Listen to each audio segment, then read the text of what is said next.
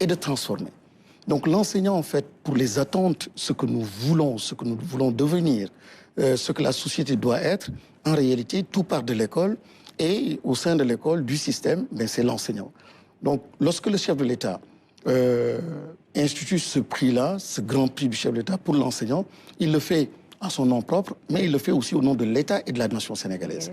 Donc c'est pour magnifier et recentrer donc l'enjeu autour de l'enseignant qui, en fait, aussi doit comprendre tous les enjeux liés aux valeurs, les enjeux liés au numérique, les crises que qui nous traversent, qui traversent donc le pays. Tous les enjeux sont compris, portés donc par l'enseignant.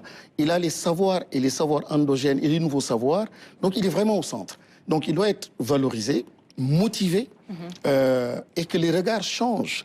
Le regard de l'enseignant sur lui-même, le regard de la société sur l'enseignant et le regard aussi de l'État et du gouvernement donc sur l'enseignant. Voilà, il s'agit de cela. Très bien. Mais au-delà de la gratification, quelle opportunité ce prix ouvre-t-il pour l'enseignant?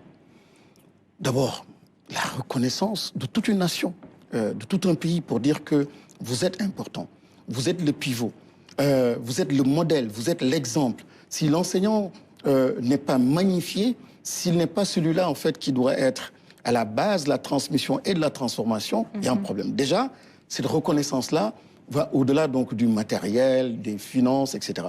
Naturellement, concrètement, donc demain, il y aura des enveloppes d'encouragement, un premier prix de 20 millions, un autre d'encouragement de 5 millions, un troisième de 5 millions. C'est aussi un enseignant, le lauréat, qui va participer à tous les prix internationaux, donc dédiés aux enseignants de façon générale. C'est aussi une reconnaissance. Partout où il y a de la production, où on doit entendre au nom des enseignants un enseignant, c'est celui-là, le lauréat ou les lauréats qui vont prendre part et représenter donc les enseignants. Encore une fois, et je pense que les lauréats qui seront primés demain, c'est pas réellement l'argent, c'est cette reconnaissance. Vous savez, il y a quelques années, et vous l'avez certainement vécu, un directeur d'école, un enseignant dans un village, dans une communauté, il était beaucoup plus respecté aujourd'hui, peut-être même qu'un ministre, qu'un député. Et il faut revenir à cela. Il faut cette dignité, il faut cette valeur, il faut qu'on redonne tout cela à l'enseignant. Et vous avez entendu le chef de l'État aujourd'hui en Conseil des ministres. Il a commencé son Conseil des ministres, sa communication par magnifier l'enseignant, par reconnaître donc l'importance de cet enseignant-là. Et donc, c'est un appel, je profite de l'occasion, pour demander à la société sénégalaise, à la nation sénégalaise, d'accompagner l'enseignant. Mais je demande aussi aux enseignants de porter un autre regard plus critique sur eux-mêmes, compte tenu des enjeux et compte tenu, en fait, de l'importance du rôle qu'ils ont à jouer dans la transmission et dans la transformation. Et vous parliez tantôt d'accompagnement. Justement, demain, il y a une célébration. Mais dans la vie de tous les jours, comment l'État accompagne-t-il ses enseignants?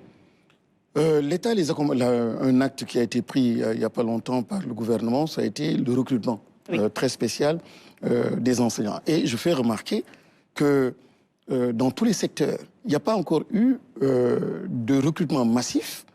Et l'endroit, l'espace dans lequel il y a le recrutement, c'est l'espace, l'école, le système éducatif. C'est vous montrer, encore une fois, l'importance et l'enjeu donc lié aux enseignants et l'importance et l'enjeu aussi lié donc à l'éducation de façon générale.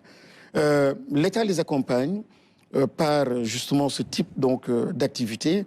L'État va davantage les accompagner par la formation, les accompagner par des reconnaissances multiples, les accompagner aussi en les impliquant davantage dans le process donc, de transformation du pays. Et en tout cas, une des missions qui a été assignée au ministère de l'Éducation nationale, c'est d'évoluer d'un système éducatif vers une société éducative. Et encore une fois, dans ce système et cet espace, l'enseignant devient extrêmement important. Il y a aussi pas mal de doléances qui ont été posées par les enseignants à travers les différents syndicats. Et nous sommes en train d'y répondre favorablement. Et parmi lesquels, donc, la question des décisionnaires et d'autres questions. Vous avez suivi donc, les 9 mois passés au sein du ministère, un certain nombre de décisions ou d'actes qui ont été posés pour justement soulager les enseignants qui il faut le reconnaître, travaillent dans des conditions extrêmement difficiles. Parfois, ouais. Il faut aller à l'intérieur du pays pour voir les conditions dans lesquelles ces enseignants se trouvent. C'est de grands djambars, quoi. Et vous comprenez donc le sens de cette cérémonie-là, qui est extrêmement importante. Ce n'est pas de l'argent, mais c'est de la reconnaissance. Très bien. Donc, à travers ce qu'on récompense, on récompense également tous les Oui, enseignants. oui, pour ne pas que les non-primés se sentent lésés. Ah non, mais je pense que tout enseignant qui voit demain le chef de l'État primer l'enseignant, qui entend la communication du chef de l'État aujourd'hui en Conseil des ministres, tout enseignant sénégalais devrait se sentir honoré par le chef de l'État et par l'État du Sénégal et par le gouvernement. Monsieur le ministre, dans l'actualité, en ce moment, il y a la suspension de l'aide américaine qui pourrait impacter le secteur éducatif au Sénégal. Dans quelle mesure ? Oui, et vous comprenez tout le sens du discours du président, du Premier ministre et du gouvernement sur la question de la souveraineté. Lorsque vous avez des ambitions et que vous ne trouvez pas la solution pour le financement de ces ambitions, voilà le type de situation, le genre de situation que nous voulions éviter. Et c'est le lieu de demander aux Sénégalais par rapport au privé comme au public, dans toutes les actions, que nous travaillions aussi à avoir un financement ou des financements endogènes.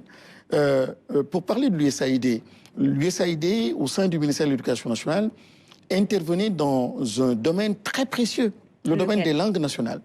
Leur intégration, leur utilisation, et c'est précieux pour la performance scolaire des enfants, mais aussi en termes simplement d'inclusion. Il y a beaucoup aujourd'hui de Sénégalais qui n'ont peut-être pas fait le circuit normal grâce à l'alphabétisation.